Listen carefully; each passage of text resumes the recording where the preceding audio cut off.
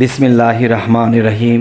হে জগতবাসী, আজ আমি শামীম আলী চিশতি আপনাদের সামনে একটি আলোচনা নিয়ে আসলাম। সেই আলোচনাটি অবশ্যই তরিকতের যারা সাধনা করে, তরিকতের জগতে যারা ডুবে থাকে এবং রাসূলের প্রেমে, আল্লাহর প্রেমে সবসময় মত্ত হয়ে থাকে, মুর্শিদ প্রেমে মত্ত হয়ে থাকে, এদের জন্য এই কথা। এবং তারা অবশ্যই জানতে চায় যে এই পৃথিবীতে আমরা আছি, একদিন কিন্তু মৃত্যুবরণ করতে হবে। এবং সেই মৃত্যুর সময় যদি আমরা বুঝতেই পারি যে একটা জিনিস, যে আমরা মৃত্যুর সময় আমাদের আত্মাটা দেহের কোন দিক দিয়ে বের হবে।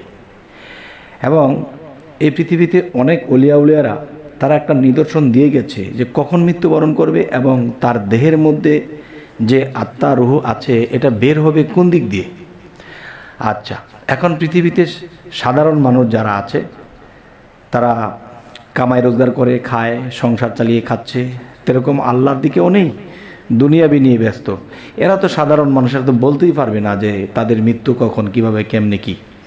কিন্তু আমি যেটা বলতে চাচ্ছি সেটা হলো, যারা তরিকতে মুর্শিদ ধরে সাধনা করে, এখন সাধনা করার পরে যদি একজন মানুষ বুঝতে না পারে যে আমি কোন দিন মারা যাব এবং আমার আত্মাটা দেহের কোন দিক দিয়ে বের হবে, এটা যদি বলতে না পারে এবং সে মৃত্যুর পরে কোথা থেকে কোথায় যাবে এটাও তার কাছে অগ্রিম খবর আসবে।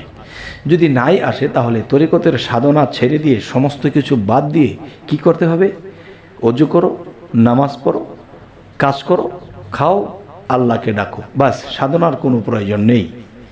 আর যদি কেউ বলে যে না, আমি সাধনা করব, আল্লাহর গোপন ভেদ রহস্য জানব, সাধন তত্ত্ব জেনে আমি সাধনা করব, যে সাধনা কি?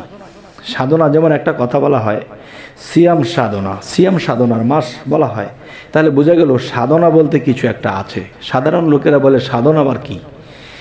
আচ্ছা, সাধনের আরেকটা নাম বা রচনা হলো যে অসাধ্য জিনিসকে বাধ্য করার নামই হলো সাধনা করা।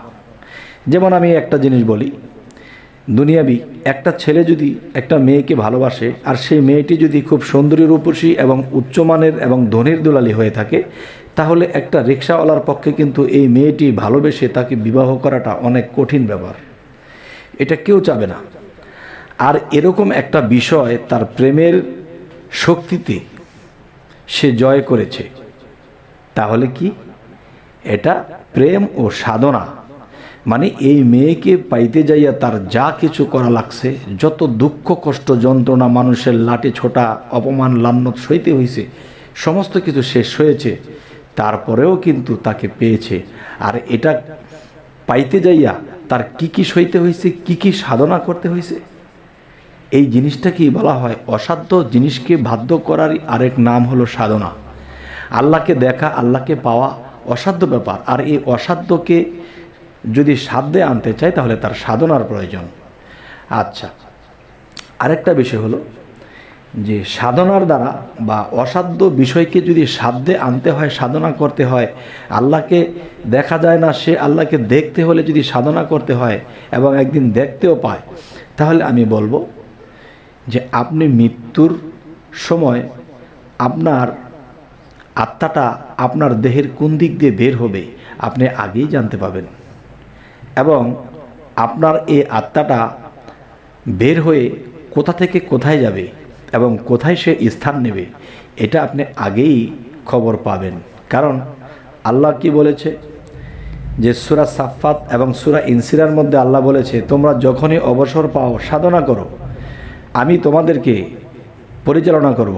যেমন সূরা সাফফাত, সূরা ইনসিরার মধ্যে যদি আমরা ভালো করে জিনিসগুলো দেখি, আয়াতগুলো, এখানে লেখা আছে যে আমার পথে সাধনায় আত্মনিয়োগ করে, আল্লাহ বলতেছে যে আমার পথে সাধনায় আত্মনিয়োগ করে আমি তাকে পরিচালনা করব।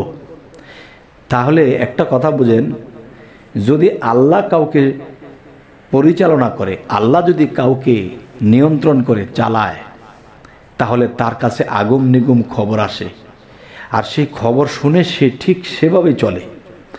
তাহলে এই ফাঁকে শামীম আলী যেটা বলে যে মানুষ কোন দিন মরবে এটাই তো জানে না, তাহলে সে মানুষ হলো কি করে?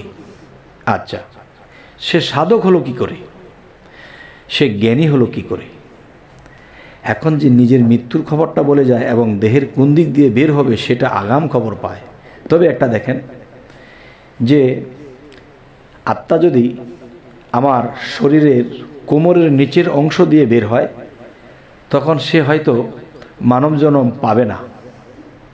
আর যদি সেই আত্মাটা আমার গলার উপরে যে কটা রাস্তা আছে, নাক, কান, চোখ, মুখ, এই অংশ দিয়ে যায়, তাহলে দেখা যায় সেই মানুষটি এই মানব জন্মে আসবে, সে মানব জন্ম পাবে। আর মানব জন্মটাই সুখ স্বাচ্ছন্দ্যময় এবং বেহেস্তময়, শান্তিময়। আর মুক্তি, যে মুক্তি কাকে বলে, যে সেই ব্যক্তিটি কোনো কারো কাছে কৈফিয়ত দিবে না, সে মুক্ত, তাকে কেউ অত্যাচার করতে আসবে না, আর আসলেও সে টিকবে না। মুক্ত ব্যক্তিটা এমনই যে সে কারো কাছে আটকা নয়, সে নিজের স্বাধীনতা। যেমন সেই আত্মাটি বের হবে, আরও একটি রাস্তা আছে, সে রাস্তাটি হলো লামকাম। আপনার মানব দেহের মধ্যে আপনার দেখা গেছে কোমরের এরিয়া ছেড়ে, সিনা ছেড়ে, গলা ছেড়ে আপনি যখন চলে গেলেন সেই মাথার স্তরে, তাহলে সেখানে গেলে লামকাম আছে। আর সেই লামকামটি যে সাধনার দ্বারা খুলতে পেরেছে, তখন সেই লামকাম দিয়ে তার আত্মাটা বের হবে। আর যখন সেই লামকাম দিয়ে তার আত্মাটা বের হবে, তখন সেই আত্মাটা চিরমুক্তি নেবে। আর মুক্তি বিষয়টা হলো আল্লাহ মুক্ত, আল্লাহ কারো কাছে ধরা নেই, আল্লাহ কারো কাছে কৈফিয়ত দেয় না। তাহলে সেই আত্মাটা যদি আল্লাহর সাথে বিলীন হয়ে যায় যাবে, যে আল্লাহর সাথে একাকার যখন বিলীন হয়ে যাবে, তখন তার আর কোনো চিন্তা নেই। কেননা যে সাগরের মধ্যে যখন পানি আছে, এখন আমি কিন্তু নলকূপ, পুকুর, খাল বিলের মধ্যে পানি আছে, কিন্তু মূলত সেই সাগরের পানির জাত এখানে। এখন সেটা যদি সাগরের জাত পানি হয়ে থাকে, তবেও কিন্তু সেটা খাল বিলের পানি, সেটা সাগরের পানি কেউ বলবে না।